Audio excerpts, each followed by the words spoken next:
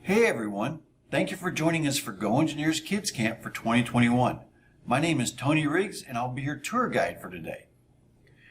During the last 8 years or so when we've had our engineering design camps, we've always tried to come up with something fun and exciting to do while we teach you about designing with SOLIDWORKS and 3D printing with our Stratasys printers. So this is right up my alley. Every day I get to use SOLIDWORKS and 3D printers to do something totally different. Whether it comes from oil and gas, aerospace, automotive, medical, consumer electronics, even personal items like pots and pans and knives. Everything we see in the stores or at home, someone had to design it, manufacture it, and then find a way to get it into our hands. So why are you guys here today? You have an idea that you may want to be a designer or an engineer, or you just wanted out of the house for a little bit. Either answer is fine. When I was your age, I didn't know what I wanted to do either. All I know is that I like taking things apart and figure out what made them work. So I guess I was destined to become a mechanical engineer right from the beginning. So we've done some interesting projects over the years. This year, I thought maybe we would do something, fairly useful. How often are we on our personal electronics like a phone or an iPad? So how about a phone holder? So I saw this design for a phone holder that we're going to design in SOLIDWORKS.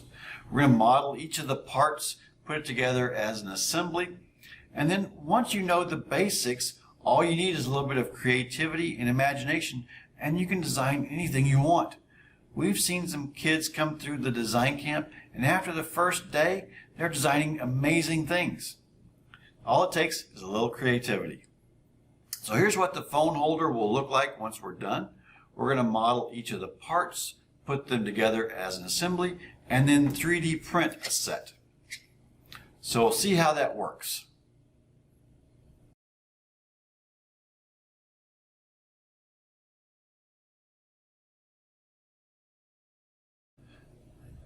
So the big question is, how do we get started? I'm going to have you all watch me for a little bit, and then we're going to turn you loose to have a shot at it. So when we get started with SOLIDWORKS, we've got parts, assemblies, and drawings.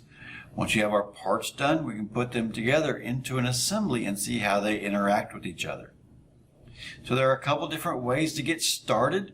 We're going to give you some ideas so that you can get started on the right foot. When we start SOLIDWORKS, we have options to open an existing file or start a new one. I'm going to click on the icon to start a new part. And once that part opens up, we can see several things. Across the top of the screen, we have a number of menus and toolbars. On the left side, we have our feature manager tree that shows the history of our parts and assemblies, how they were created step by step. In the same area, we can see the 3 planes, the front, top, and right planes. We will create 2D sketches starting on these planes to base our part off of. So let's imagine we're going to model this table in SOLIDWORKS. Maybe we start a sketch on the top plane and draw this rectangular profile, because that represents the top of this table. Take a look at your monitor. Maybe we start a sketch on the right plane. We draw that profile and extrude out in both directions. We just need to take a second and kind of dissect our parts up into the major chunks that we're going to model and figure out how we're going to get started. All that being said, for the part we're modeling today, it shouldn't matter too much what plane we start on. We'll probably start on the front plane. So how do we do that? Watch me for a little bit and I'll show you. If we left click on the front plane over in the feature manager tree, there'll be a pop-up menu. The first icon in that menu will let us start a new sketch on the front plane. If we do it that way, the screen will rotate around and we'll be looking straight at the front plane. Now what do we sketch? The command manager has switched over to the sketch tab. We have a couple different things to choose from: a line, circle, rectangle, arc, several more. Some of them even have other options in the drop-down menu next to the icon. We'll start with something simple and let you guys have a chance to try them out and do something on your own computer. The line command should be very simple, but there are 2 different ways to draw a line. the way that I like to draw a line, and the wrong way. I mean the other way. So I'm going to show you the way that I like to draw lines first, called the click drag method. If I start the line command, the icon will change to look like a pencil, and I'm going to hold down the left mouse button, click, and drag the mouse over. Once I'm ready to finish that line, I can let go of the mouse button. So click, drag, let go, click, drag, let go. We can see some of the information from the line. We can see the length of the line, whether it's vertical or horizontal. We can even see inferences where we're lining up with other endpoints of the other lines. If we want to drag and drop that onto the endpoint of another line, we can connect the lines. We can even hover over another line and wake up the midpoint of that line. So this is the click drag method. Now we can try the click click method. I don't hate this method, but I've seen people have issues with it if they don't know a few things. So instead of clicking and dragging, click, click, click, click. But how do I stop? If I'm ready to stop drawing a line, I can hit the escape key. That will get me out of really most commands. What if I want to draw additional lines? Let's see another way. I'm going to start the line command again. If we go click, click, click, click, I'm done drawing that string of lines. I can simply do a quick double click out in space and it will stop drawing those lines. Another way, if I go click, click, click, click, and my last line finishes that profile, it will stop drawing in that area, but I'm still in the line command. I can keep on going. If we're using the circle command or the rectangle command, either option is available. To me, it doesn't make a whole lot of difference whether I'm clicking and dragging or going click, click. With the rectangle, same thing, click, drag, or click, click on the circle. Now what we're going to do is let you all go through this and start a sketch. Front plane is fine with me. Just try out the line tool, the rectangle tool, whatever you want to try. Don't worry about sketching anything beautiful. Just try sketching something, maybe a shape or two. We'll walk around and see if we can help anybody out that's having an issue. If you want to delete any of the lines, you can select the lines and just hit the delete key on the keyboard. We'll pause here and let you guys draw some sketch entities. Excellent. I hope that wasn't too crazy. I just wanted you to get familiar with starting a sketch and sketching things. Now we're going to do this a little bit more step by step and have you watch a step and then repeat it to make our part. So let's start with the outer part of our phone holder. I actually have a larger version of our part that may make it a little bit easier to see. We're going to break down the outer part into small features and see what we can do. If you need to watch the video and then pause it so you can follow along, then go for it. I'll try to give you good locations to pause the video. We need to go through and make a brand new part now. Up at the top of the screen, there's an icon that looks like a house. You can click on that and use the icon then to start a brand new part. From here, we just need to check out what units there are. In the bottom right-hand corner, there's a flyout, which makes sure we're in inch, pound, seconds, IPS. From here, we're going to come in and start a sketch on the front plane. And then we're going to draw a rectangle. It doesn't really matter what size or where it's at. We'll take care of that in a future step. So we need to add design intent. That's just fancy words for we want it to change the way we think it's going to change. Have you ever heard of the word symmetry? This part is symmetric from side to side. It's a mirror image. Just look at this room. We've got tables on one side of the room, tables on the other side of the room. It's symmetric. We're going to take advantage of symmetry in our part. But how do we do that? Well, there's a couple different ways. Maybe we take that rectangle and we add a relationship to the origin of our part. We'll see how we can do that next. In SOLIDWORKS, if we want to select several things at the same time, we can select the first item, then hold down the Control key and select the second item. So if we select the origin here, once we let go of the Control key, we have a pop-up menu.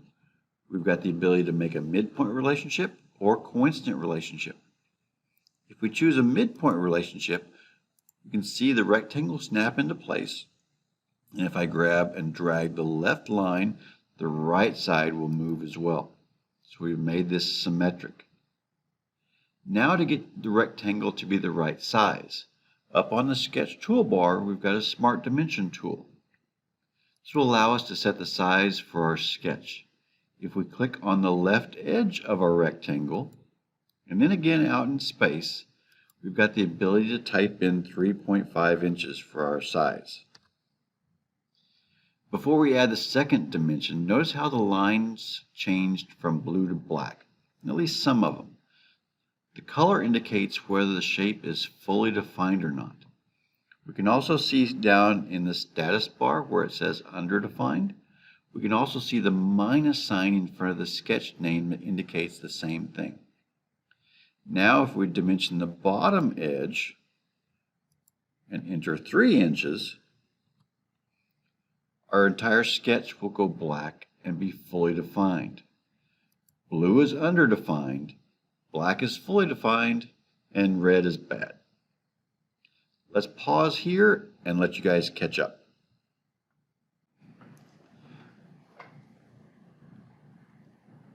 Well, we aren't quite done with this sketch.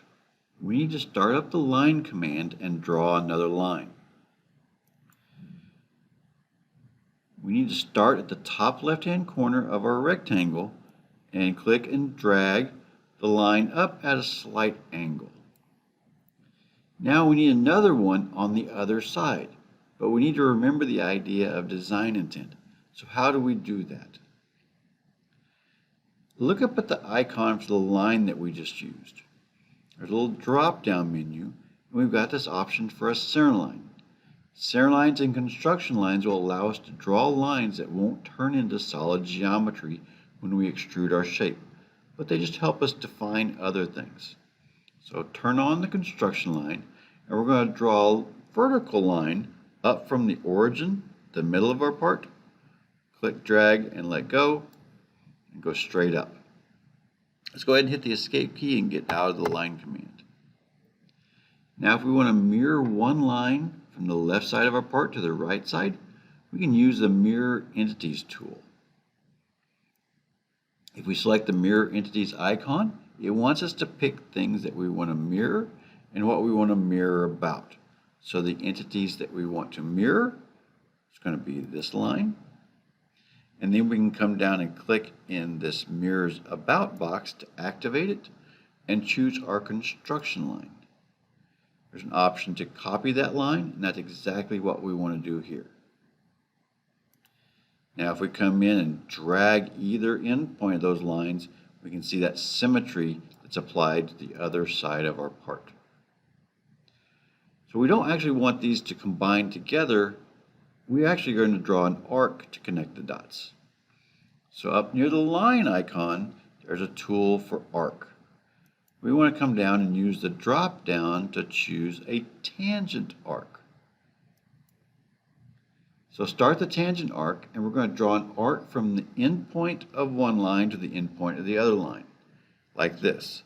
Click and drag, and it's like a trajectory for throwing a ball. We're going to come over and snap it to the other endpoint there.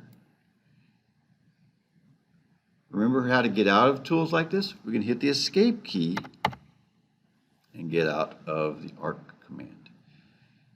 Now we just need to add a few more dimensions to finish our sketch. We can start up the Smart Dimension tool again and maybe add an angular dimension. So how do we define an angle? Well, if two lines aren't parallel or perpendicular, we'll get an angle dimension. So if we pick on the left side of our part and then this first angled line, depending on where we drop this in space, we get different options. We're going to come straight up here, and we're going to click and enter a value of 35 degrees. From here, if we pick the arc and then click again out in space, we're going to set the radius value for this arc at 0.864. So trust me, I'll show you where we came up with some of these numbers a little bit later on. We can hit the green check mark, or we can just hit the enter key on the keyboard. our sketch has gone fully defined and nice and black. So I'm going to pause here and let you guys catch up. Are we done yet? Not quite. Notice the weird shading on our sketch. There's a nice option up here that shows us the shaded sketch contours. The extra line at the top of the original rectangle is keeping us from having a nice closed sketch. If you aren't out of the Smart Dimension tool, go ahead and hit the Escape key and turn it off. Then we're going to come in and select the top edge of our rectangle and delete it. Well, how do we do that? Just select it and hit the Delete key on the keyboard. That's probably the easiest way. Now the entire sketch is shaded and we're ready to go. We're ready to make this part 3D. Up at the top of the screen on the Command Manager, we need to switch back to the Features tab and start the Extruded Boss Base tool. How thick do we need to make this part? How about 1/2 inch? We can type that in here, 0.5. If we hit the Enter key, it's going to update our preview. If we hit the Enter key again, or the green check mark in the top left-hand corner here, or the green check mark in the top right-hand corner here, then we've got our part. Voila! For this first feature, we really don't care which way the extrusion goes. We can just hit the green check mark. Make sense so far?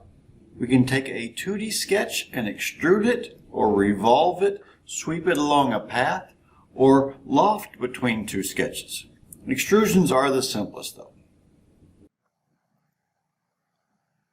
Everything we've done so far has been fairly simple and flat, but how can we take advantage of this being 3D? Let's look at how we can view the part from different angles. Up at the top of the screen in the Heads Up toolbar, we mainly have some viewing tools. We can zoom to fit, we can zoom into a specific area. There's tools for section view. There's also a drop down here to look at this part from different angles. Maybe we go to a front view or a top view, or maybe over to an isometric view. Now if we come down in the graphics area, we can click on a flat face on our part, and there's a normal to icon on our pop-up menu. Let us look in straight at that part. But what if we want to rotate the part around? Has anyone accidentally hit the middle roller wheel on the mouse yet? If we hold down the middle mouse button and move the mouse, we can rotate the part around. There's a little icon for the rotate tool on the screen there. Think of this as a hand. We're going to come in and grab the part wherever we click and move it around. Now if we just come in and wiggle the mouse, this is probably not the right way to look at the bottom of the part. Just think of it as a hand. We're going to grab the part and drag it around. We may have to do it in multiple steps. Now, zooming in and out with the middle mouse roller wheel is easy too. If we roll the wheel away from us, the part will get smaller. If we roll the wheel towards us, the part will zoom in. Think of it like reeling in a fishing pole. Now, some programs do this in the opposite direction. We've got options where we can turn that around and reverse that if we need to. But if we roll in, it'll actually zoom into wherever the cursor is pointing. Well, we need to come in and add a couple more features to our part. We're going to round off the two corners on the side of our part. We could have done that at the sketch level, but why don't we go ahead and do that through the 3D model this time? While we're still on the Features tab on the Command Manager, go over to about the middle and we've got the Fillet tool. If we start the Fillet tool up, we can come in and change the radius. We'll go with a radius of 1.25, and then all we need to do is come in and pick this edge on the right side of the part, and then we need to use the middle mouse button to rotate around to pick the same edge on the other side. So we're going to select edges to add the fillets. Now on my system, I've got the option to turn on and show the full preview, and we can see the fillets that we've added there to our part. So I'm going to go ahead and say OK to that, and then we can pause here to let you guys catch up. Well, this part doesn't look exactly like the one I've got in my hands, but we'll get there. We need to come in and remove some material in the middle of the part, so we'll see one easy way of doing that. So when we first got started, I mentioned that we had to pick one of the planes to sketch on. But now that we have some geometry, we can also pick on the flat faces of our part. So if we pick on the large flat face on the front of our part, there's an icon on the second row that will let us start a sketch. Don't get confused and pick the similar icon on the top row. That will allow you to edit the sketch for that first feature. So if we click on that icon, it'll start a sketch. Okay, so notice how that face is still highlighted and selected. We actually want that. If we look up at the Sketch tab on the Command Manager, there's an Offset Entities tool. We can use this to offset individual edges, but if an entire face is selected, then it can offset all of the perimeter edges in one shot. We just need to tell it how far and which direction. So if we start up the tool, we can set the offset distance to 0.375 inches, but we need to reverse it to offset it to the inside. Well, this isn't exactly the hole that we need to cut. We need to remove the bottom part as well. So we're going to do that slightly differently. Just to the left of the Offset Entities tool is Convert Entities. I usually describe this as a zero offset. It can copy the same edge to our current sketch. So start that tool up, pick the bottom edge, and we can right-click with that cursor feedback. So now we have an edge on the bottom of the part. Now we really need to clean things up a little bit. How about one more icon to the left? There's a Trim Entities tool. Now when we start this up, it has 5 different options. The power trim, and then the other 4 that we'll probably never use again because the power trim is so cool. So watch this closely as I go through and do a few things. If we hover over a line and click and drag, it will actually allow us to extend that line. So we can extend these 2 lines down a bit. Now instead of clicking on the line, if we click out in space and swipe across that line, it will actually trim it to its nearest intersection. So we're going to come in and trim off a couple of these pieces, and then we'll trim off that piece as well. So now we have a closed profile and everything's ready to go. Now if we've gone too far, we can hit the Control-Z button to undo our last operation. But from here, we're going to go back to the Features tab, and instead of adding material, we're going to remove material. So we'll use the Extruded Cut command. From here, we can set the depth to through all, so it cuts through the entire part. And we can go ahead and say OK. That looks a little bit better. So I'm going to pause here and let you guys catch up. Now we just need to cut the holes in the side of the part so the phone holder can pivot. If we select on the side of the part and use the icon on the bottom row to start a new sketch, we can get started. We're going to go ahead and draw a circle just off to the side anywhere. We're going to use the Dimension tool to size it and help locate it. So if we start the Smart Dimension tool up, we can dimension the circle and pick out in space. And we want to put a dimension in of 0.25 inches. From there, we need to pick the circle and the bottom edge of our part. And that will give us a height dimension. We'll set that at 1.5 inches. So we've got the size and the height located, but we still can drag this back and forth to the left. If I hit the Escape key to get out of the Dimension tool, I can grab a hold of that center point and drag it back and forth. So how can we lock this down a little bit better? So here's a technique that I like to use. Remember the construction line tool that we used in the line drop down? If we start up a center line or construction line, we can draw a line from the center of the circle, and if we hover down on this bottom edge, we can draw it right to the middle of that bottom edge.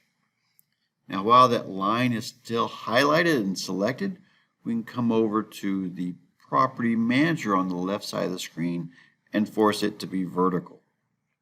Now everything is nice and fully defined.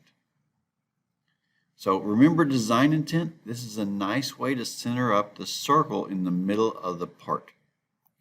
Now if we just switch back over to the Features tab, we can use the extruded cut and another through all cut to cut that hole all the way through to the other side of the part. What other options would have worked? Well, if we right click on our feature here, we can come in and edit that feature. Instead of a through all, we could have also used an up to surface and picked a specific face. If we'd used up to next, it would have only gone through the leg on the right side of the part. For me, through all is probably the safest and the best way to get that done. So I'm going to go ahead and pause here and let you guys catch up. So we need the holder to sit nice and flat when we open it up and use it. So we're going to create a cut of a small wedge out of the bottom part of the part. If we select on that side face again and start a new sketch, we can come in and draw our lines. Now, if I just start up the line tool, I can draw a line from that point up to here and down and then back across. Now, I could have used the convert entities that we saw earlier to convert and copy some of these edges, but this is probably a little bit faster just to do it this way. From here, all we really have to do is start up the dimension tool, and we're going to dimension the height of this wedge. And we want it to be 0.25 inches tall on the right side of that part. Again, back over to the Features tab, we can do an extruded cut. And one more time, we'll do another through all cut. So we've got that little wedge that we cut out of the bottom of the part. So I'm going to pause here again and let you guys catch up.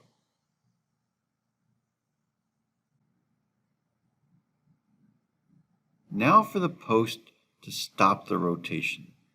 We need to start a sketch on one of the inside faces. We need to draw a circle just out in space. And when we dimension this, we'll dimension from the circle, and we're going to come down and pick on the bottom point of this edge. Now it may be a little bit difficult to grab that. We could actually use the origin right there, which is at the same point as that lower edge.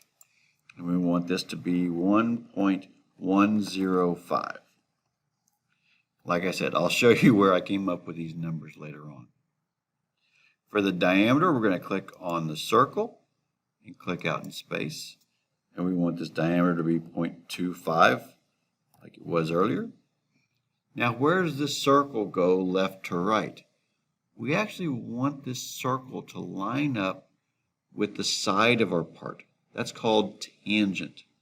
Now we just need to learn about how to add this constraint for design intent.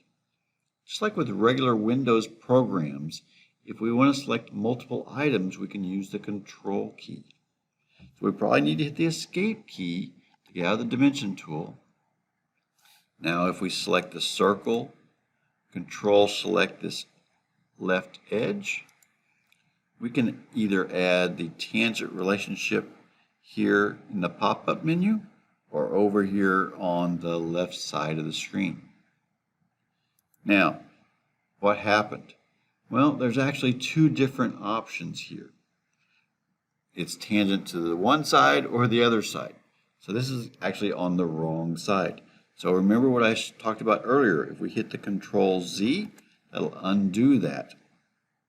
And I'm going to click out in space and we'll do this again. But now I may need to drag this over to the other side so I can click on the circle and that edge and it'll pick the closest solution for tangent. And that's what we want it to look like. 1.105 up from this bottom point here and tangent to the side of the part. If I flip over to the Features tab, this time we're not going to remove material, we're going to add some more material. So we'll do an extruded boss or base. And we want to extrude this a distance of 0.14 inches. So if we hit the Enter key once, that'll update the preview. One more time, or one of the green check marks, and that will approve that extrusion. So again, I'm going to pause here and let you guys catch up. Well, we need another one of these posts on the other side of the part. Remember how we were able to mirror lines inside the sketch? Well, we can also mirror features as well. We just usually use a plane to mirror about. So the right plane should go right down the middle of our part. Whenever I'm mirroring, I usually like to select the plane I'm going to mirror about first. That makes it a little bit easier to find. On the Features tab, we can come over to the right side over here and start up the Mirror tool. And notice that the right plane is already selected. And now it wants us to pick the different features that we want to mirror. Now we can either come over and pick the little extrusion right from the graphics area, or we can't really see the feature manager tree right now, but we can click on the little arrow and expand this flyout feature manager tree and pick the boss extrude that we just created. It's going to automatically mirror that to the other side. We can go ahead and hit the green check mark, and there's our other post. Yay, one last feature. We need to round off some of the edges on our part to make it a little bit smoother. We've already used the fillet tool. Now we're going to use it a little bit differently. If we start up the fillet tool, we're going to come in and set the radius as 0.06. Now earlier we picked on a specific edge to add the fillet. We can also fillet faces. If we fillet a face, every edge on that face will also get filleted. So if we pick on this face, and we're going to use the middle mouse button to rotate around, pick on this face, and then all we have to do is select the two faces on the bottom of our little cut there, and that's what we want to fillet. So 4 faces total. Say OK. We've now finished our first part. All that's left is just to save the part. If we hit the save icon up at the top of the screen, all we have to do now is give this a name of outer.